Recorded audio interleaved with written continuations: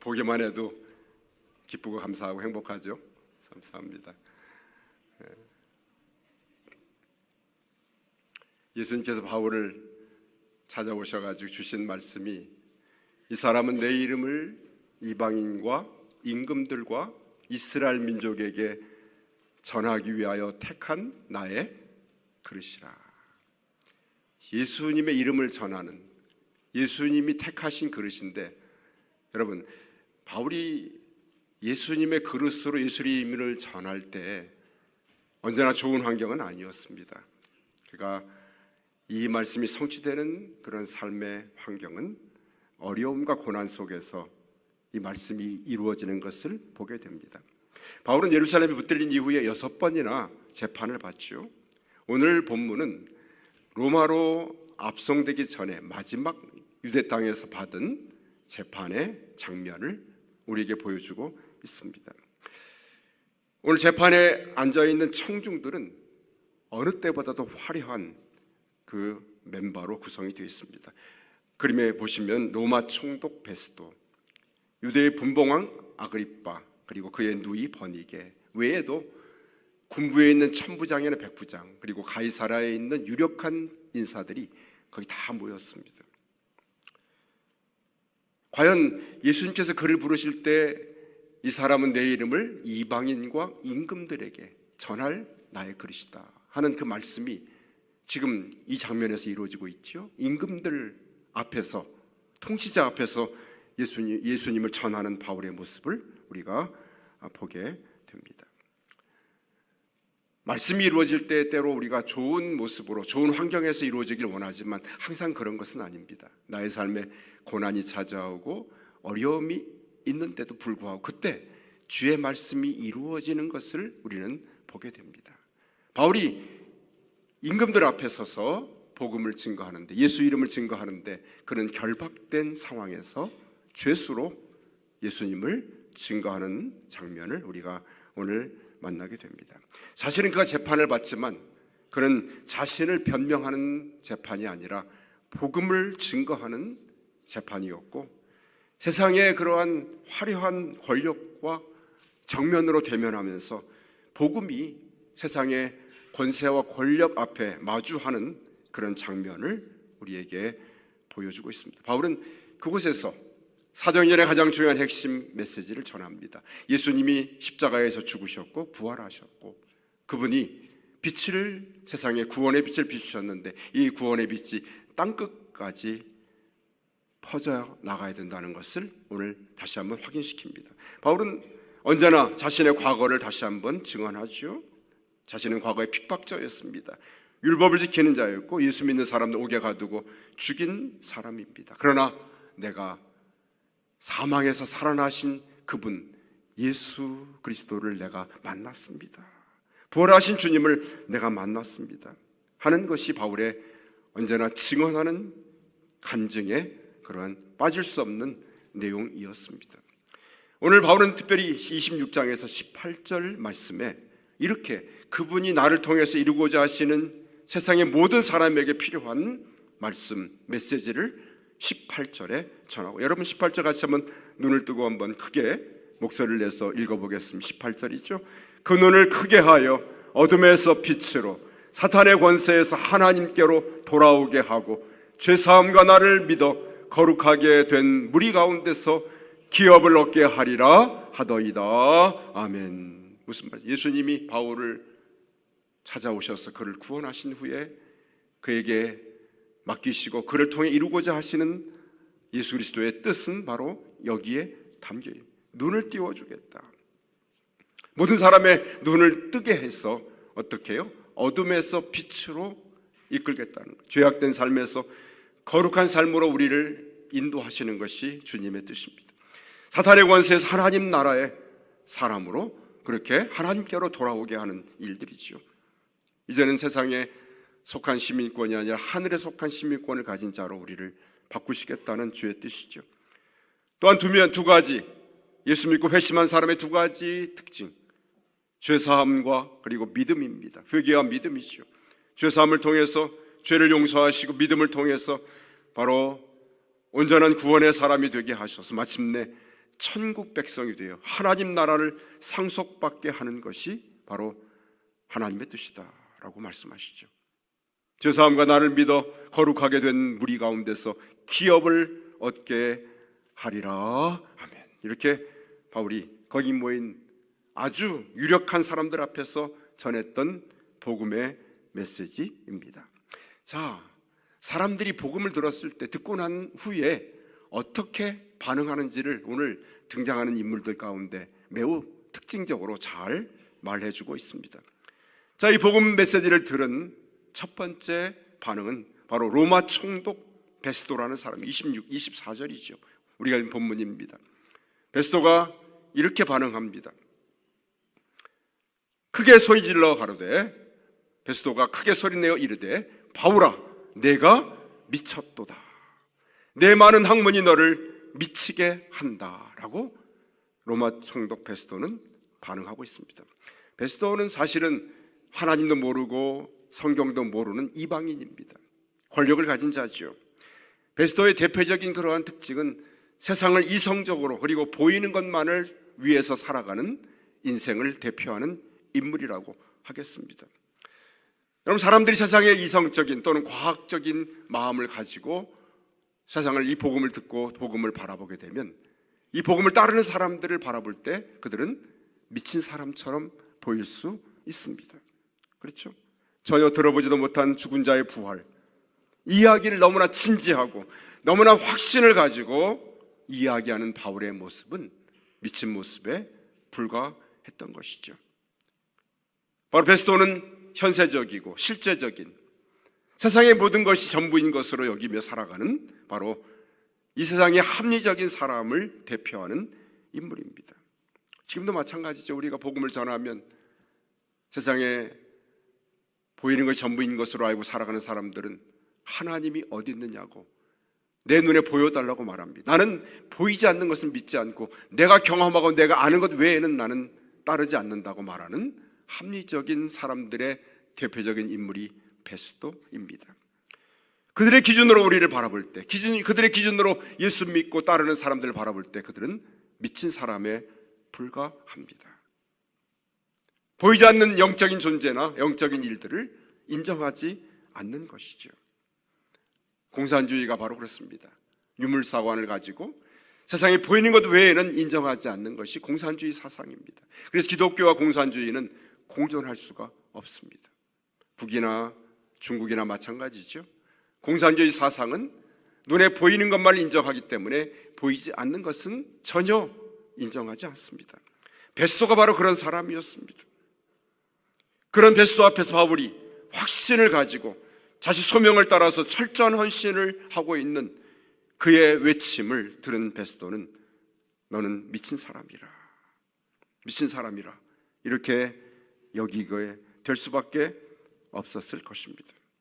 바울은 이렇게 고백합니다. 고린도후서 5장 13절에 우리가 만일 미쳤어도 하나님을 위한 것이요 라고 합니다.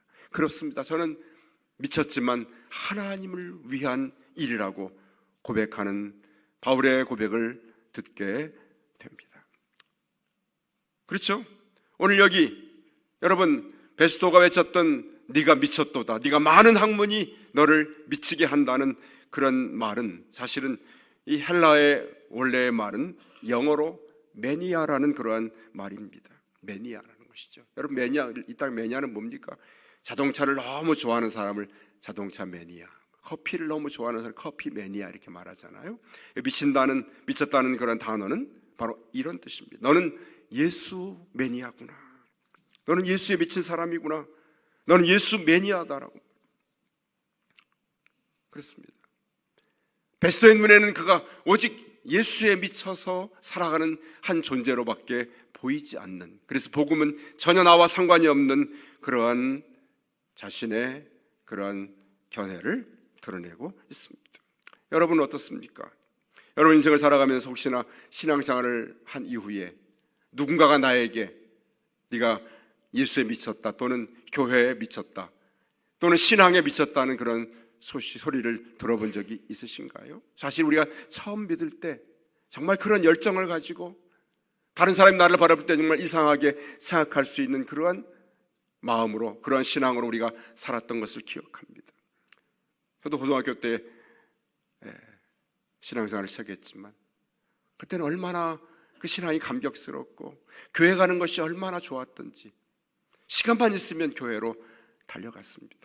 때로 공부를 등한히 했지만 나에게 주신 그러한 보상의 시간들은 너무나 충분했습니다.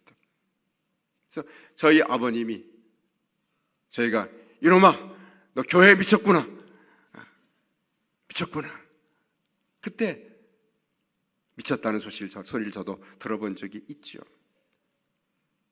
역시 지금도 마찬가지입니다. 저의 마음속에 가장 우선순위는 주님의 일이요, 교회를 위하는 일이 저의 1번 우선순위이기 때문에 역시 저도 지금도 역시 변함없이 바로 예수 그리스도와 복음에 미친 자로 살기를 저는 원하고 있는데, 여러분도 같은 소원이 바로 여기에 예수 매니아의 모습으로 살기를 원하는 것 여러분의 소원인 줄로 믿습니다. 아멘. 그렇습니다. 자, 이렇게 복음에 반응하는 사람, 너는 미쳤다라고 그렇게 거부하는 한 인물을 보게 됩니다. 바울은 그에게 복음을 전한 다음에 이제 또 한 명의 사람에게 복음을 집중적으로 공략하는 모습을 25절에 바울이 뱃소에 각하여 내가 미친 것이 아닙니다, 참되고 온전한 말을 했습니다 하면서 결론을 내린 이후에 한 사람의 마음을 흔들어 놓습니다. 거기 참석한 유대의 분봉왕 아그리빠라는 왕입니다. 26절에 이 아그리빠에 대해서 바울이 도전하는 이유는 아그리빠는 유대인계 출신의 왕이었기 때문에 성경을 알고 율법을 알고 그리고 그리스도를 기다리는 선지자의 사상을 알고 그리고 예수 그리스도의 이야기도 아는 이 신앙의 모든 것을 알고 있는 통치자가 바로 아그리빠 왕이었습니다. 바울은 그래서 그에게 도전을 던집니다. 26절에 왕께서는 이 일을 아시기로 내가 왕께 담대히 말합니다. 왕은 다 알고 있지 않습니까? 하나님도 알고 있고 율법도 알고 있고 구약 성경도 알고 메시아를 기다리는 자이고 그리고 예수를 아는 자 아닙니까? 그렇게 도전합니다. 그래서 계속해서 말합니다. 이 일에 하나라도 아시지 못함이 없는 줄 믿나이다. 그리고 이 일은, 예수님의 이야기는 한쪽 구석에서 숨겨져 일어난 일이 아닌 것, 모두가 아는 드러난 일인 것을 아시지 않습니까? 그러면 마지막 그에게 던진 질문이 바로 27절입니다. 아그리빠 왕이여, 선지자를 믿습니까? 이렇게 묻습니다. 그는 모든 걸 알고 유대의 신앙을 가진 사람이었기 때문에 오늘 이 질문 앞에서 그는 대답할 수 없는 상황에 빠집니다. 선지자를 믿는다면 예수를 믿어야 합니다. 믿지 않는다면 그는 유대인이 아닙니다. 이 질문 앞에 아그리빠는 이렇게 빠져나갑니다. 바울이 그를 다그치지요. 선지자를 믿으십니까? 믿으시는 줄 내가 압니다. 그렇게 말했더니 아그리빠가 이렇게 대답한 28절이죠. 내가 적은 말로 나를 권하여 그리스도인이 되게 하려 하는도다. 네가 이 정도의 말을 가지고 나를 예수 믿게 하냐? 네가 이런 말을 몇 마디 해서 나를 그리스도인이 되게 만들려 하느냐? 하면서 아그리빠는 바울의 말을 거부합니다. 어떤 사람의 모습인가요? 교회를 알고 신앙을 알고 믿음을 압니다. 하나님도 압니다. 예수님도 압니다. 그러나 많은 지식을 가지고 있지만 그러나 그 신앙이 자신의 이익을 때문에, 자신의 이득 때문에 온전한 신앙으로 들어오지 못하는 오늘 아그리빠의 모습 보게 됩니다. 그가 만약 예수를 믿는다면 그는 왕의 지위도, 그의 왕의 지위도 흔들릴 것이고 그의 모든 갖고 있는 기득권과 모든 것을 포기하고 잃어버릴 수 있었던 그런 사람이었기 때문에 그는 신앙을 알았지만, 예수를 알았지만 그 복음을 받아들이지 않습니다. 네가 적은 말로 나를 권하여 그리스도인이 되게 하려는구나 하는 말로 그는 이 상황을 피해가는 아그리빠의 모습을 보게 됩니다. 여러분, 이 땅에 지금 아그리빠 같은 신앙인 참 많죠. 내가 예수 믿는 것이 뭔 줄 알고 신앙생활 어떻게 해야 되는지 아는데 나의 이득을 위해서 또는 나의 가지고 있는 것을 잃어버리지 않기 위하여서 온전한 신앙 가운데 들어오지 못하는 그러한 사람들을 보게 됩니다. 그렇게 적은 말로 나를 그리스도인 만들려 하느냐? 자신이 뭔가 자신의 이득을 지켜내고 현재 자신이 누리고 있는 세상의 모든 것들을 잃어버리기 싫어하여서 온전히 그리스도에게 온전히 믿는 자의 삶으로 들어오지 못하는 그런 사람들을 대표하는 인물이 바로 이 아그리빠가 아닌가 생각이 됩니다. 자, 바울은 그런 아그리빠를 향해서 이렇게 도전의 말을 던집니다. 오늘 핵심 말씀, 여러분 29절 말씀 같이 한번 읽어봐야 됩니다. 그런 아그리빠에게, 그런 신앙인에게 바울이 던지는 말씀은 무엇입니까? 같이 큰 소리 읽습니다. 바울이 이르되 말이 적으나 많으나 당신뿐만 아니라 오늘 내 말을 듣는 모든 사람도 나 이렇게 결박된 것 외에는 나와 같이 되기를 하나님께 원하나이다 하니라. 아멘. 제가 적은 말로 했다고 해서 믿지 않습니까? 많은 말을 하면 믿을 것입니까? 오늘 당신뿐만 아니라 내 말을 듣는 모든 사람들이 나와 같이 되기를 나는 원합니다. 아멘. 나처럼 되기를 원합니다. 아멘. 여기 뭐 그림을 한번 다시 한번 그려보십시오. 거기에 화려한 옷을 입고 화려한 의자에 앉아서 세상의 권세와 모든 것을 누리는 사람들 앞에서 바울이 서서 외쳤던 말씀입니다. 나처럼 되기를 원합니다. 여러분, 이치적으로 맞는 이야기입니까? 세상 사람들은 거기에 의자에 앉아서 권세를 누리고 모든 것을 소유하여 휘두르는 권세를 가진 사람들의 그 모습처럼 되기를 원하여 얼마나 분주하게 동분서주하고 있습니까? 사실은 거기에 앉아있고 거기서 바울을 지금 신문하는 사람들처럼 되는 것이 세상 사람들이 원하는 것 아닙니까? 바울은 그런데 그들 앞에 홀로 서서 묶인 채 결박된 상황 속에서 이 결박된 것 외에 모든 사람이 다 나처럼 되었으면 좋겠습니다. 나 같은 사람이 되기를 하나님께 기도합니다. 이렇게 증거하고 있습니다. 무슨 말씀인가요? 바울은 자신 속에 있는 그리스도의 구원의 생명을 확신한 자였습니다. 자신의 인생에서 세상 그 무엇도 더 이상 필요치 않고 세상 모든 것들이 배설물로 여기고 오직 예수를 또 그분 한 분으로 만족한 자신의 삶을 담대히 증거하는 것이고 그리스도인의 진정한 행복이 무엇이고 그리스도인의 진정한 만족이 뭔지를 그들 앞에서 보여줬습니다. 여러분, 사실은 바울 눈에는 거기 화려한 옷으로 자신들을 감쌌지만 그들 속에 감춰진 그 초라한 영혼들을 보았습니다. 죄악에 붙들려서 두려워하고 불안 가운데 떨고 살아가는 그 초라한 영혼들, 멸망을 향해 달려가는 그들의 영혼을 바울은 보았습니다. 비록 화려한 옷으로 포장했지만, 화려한 의자에 앉아서 그것을 감추려 했지만 바울의 눈을 피할 수가 없습니다. 여러분, 세상에 무엇으로 우리의 영혼을 감쌀 수 있겠습니까? 금으로 감싼들 우리 영혼이 감춰지겠습니까? 어떤 화려한 옷으로 내 영혼을 감싼 듯 그것이 감춰지겠습니까? 아닙니다. 그 어떤 세상의 것들도 우리의 초라하고 죽어가는 영혼을 감출 수가 없었죠. 바울은 그들의 영혼을 보았기 때문에 여러분의 영혼이 나처럼 나같이 되기를 원합니다.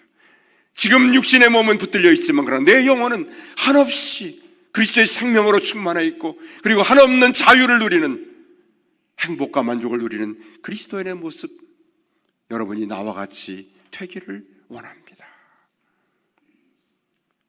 바울은 예수님을 영접한 후에 자신의 죄의 문제를 해결하시고 예수님 자신의 마음에 오셔서 생명 되어 주시고 자신의 삶의 주인 되신 것을 그는 경험하고 있습니다. 그렇기 때문에 예수님 한 분으로 인하여서 만족했기 때문에 거기 앉아있는 사람들이 전혀 부럽지 않고 오히려 그들에게 전해줘야 할 가장 소중한 복음이 바로 예수 그리스도의 복음인 것을 오늘 그 자리에서 그들에게 전해주고 있습니다. 여러분, 오늘 바울이 오늘 이 자리에 우리에게 온다면 바울이 우리에게 무엇이라 말하겠습니까? 저에게도 여러분에게도 당신들 모두가 다 나와 같이 되기를 원합니다 라고 말할 줄로 믿습니다. 나처럼 예수님의 생명으로 충만하게 되기를 원합니다. 세상 염려 근심 주께 맡겨드리고 주님의 능력에 붙들려 살아가는 인생 되기를 원합니다. 세상의 것을 잃어버릴까봐 노심초사하고 세상의 것을 빼앗길까봐 두려워하고 불안한 인생이 아니라 예수님 한 분으로 만족하기 때문에, 그분 생명으로 만족하기 때문에 이로 인해서 감사하고 행복한 나의 자유로운 영혼이 여러분의 영혼이 되기를 나도 원합니다. 사실은 여러분, 당시의 최고의 권력자들이 그 앞에 진을 쳤습니다. 초라한 한 죄수가 쇠사슬을 메고 앉아서 그 상황 속에서 외쳤던 그 한마디, 여러분도 나와 같이 되기를 원합니다. 세상적 인간적인 눈에는 도무지 이해할 수 없는 그런 상황이 아닙니까? 그렇죠? 육신적으로 인간적으로는 도무지 바울처럼 돼야 할 이유가 무엇입니까? 그러나 그의 내면에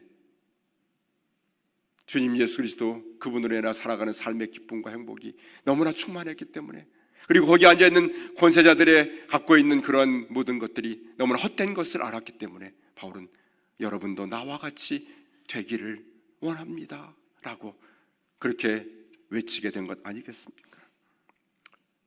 세상에 가장 어리석은 사람이 예수 믿고 나서도, 예수의 생명을 보유하고 나서도, 소유하고 나서도 세상의 것을 구하고 그것을 얻으려고 몸부림치는 삶을 사는 사람들입니다.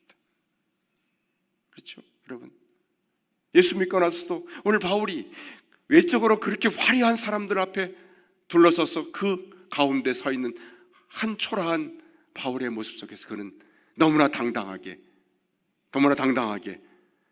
사슬에 묶인 손을 들어 보이면서 그들에게 외쳤던 그 말은, 아마도 그 말을 듣고 간 사람들이 그날 밤에 모두 다 개인적으로 그 도전의 말에 감동을 받고 그 들었던 말 때문에 잠을 이루지 못하는 그런 고민 가운데 빠지는 담대한 말씀이 아닙니까?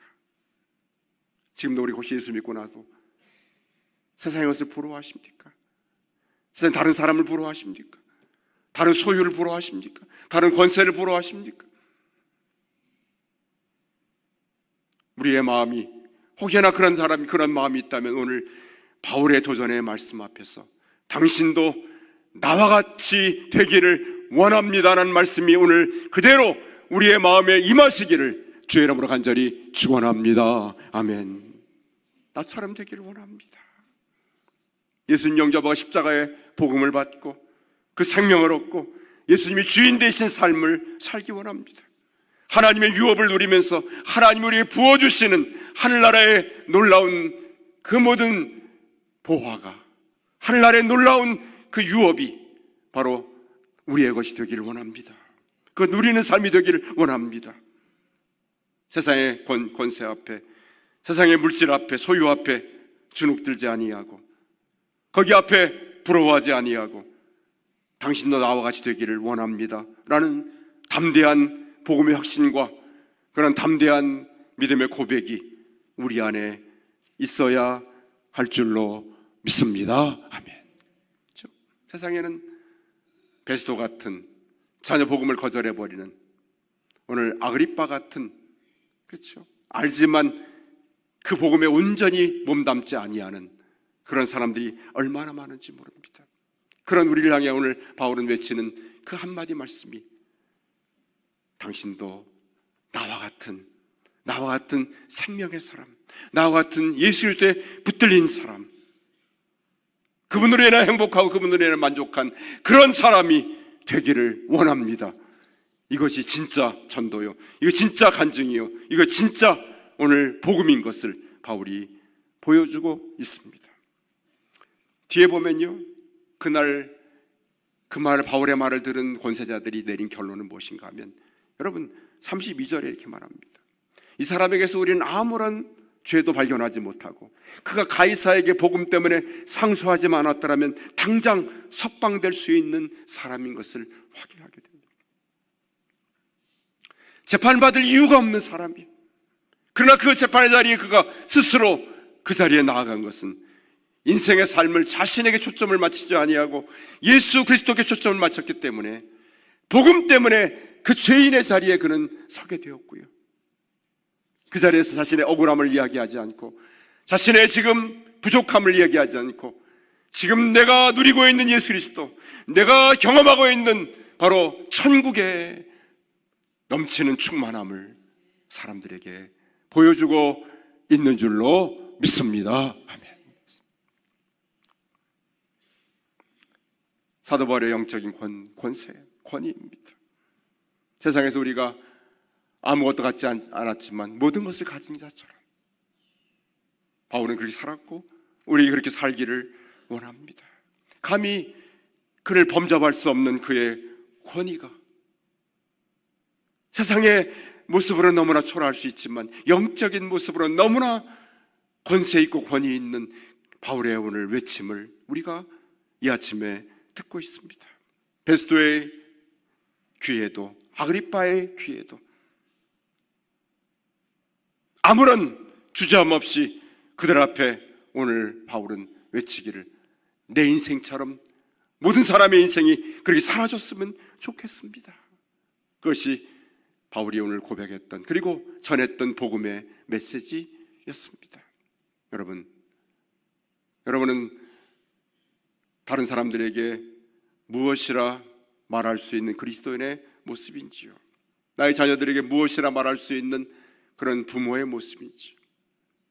얘들아, 너의 아빠 엄마는 예수 믿고 살았고 하나님만 의지하고 살았고 부족하지만 하나님 나라의 가치관을 따라서 하나님의 뜻을 따라서 그 사랑으로 살려고 했다. 너희들도 나처럼 살았으면 좋겠다.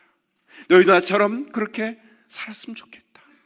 이렇게 말해줄 수 있는 부모의 신앙이 되시기를 주의 이름으로 축원합니다. 아멘. 누구를 만나더라도 당신이 나처럼 살았으면 좋겠습니다. 무엇으로요? 세상에 모은 재물이 많아서입니까? 내가 얻은 권세가 높아서입니까? 내가 성취한 그런 많은 놀라운 것들을 성취했기 때문에 그렇게 말할 수 있겠습니까? 아닙니다. 아무것도 그렇게 말할 것이 이 땅에서는 있지 않습니다. 왜냐하면 그것들은 이 땅에서 헛된 것이고 언젠가는 내 손에서 떠날 것이기 때문입니다. 영원히 나의 것이 되지 못합니다. 그러나 한 가지, 예수 그리스도의 신, 그분의 생명, 그분의 뜻을 따라 사는 헌신과 수고의 삶, 사명의 삶, 이 삶을 살아가면서 여러분도 나처럼 살았으면, 당신도 나처럼 나와 같이 살았으면 좋겠습니다. 이렇게 말할 수 있는 저 여러분의 삶이 되어야 할 줄로 믿습니다. 바울은 그렇게 기도하지 않습니까? 여러분 모두가 다 결박되는 것 외에는 나와 같이 되기를 하나님께 내가 기도합니다. 원합니다. 여러분, 이 안에 사랑하는 성도들이 이와 같은 확신과 고백 가운데 세워진 신앙으로 오늘 말씀 앞에 세워지는 우리 금천교회 성도들 다 되시기를 주의 이름으로 축복합니다. 아멘. 누구를 만나든지 당신도 나처럼 그렇게 살기를 원합니다. 나와 같은 신앙이 되기를 원합니다. 그렇게 고백할 수 있는 바울의 고백이 오늘 나의 고백이고, 바울의 고백이 우리 교회의 고백이 되는 복된 주일 아침 되시기를 주의 이름으로 간절히 축원합니다. 아멘. 기도하십시다.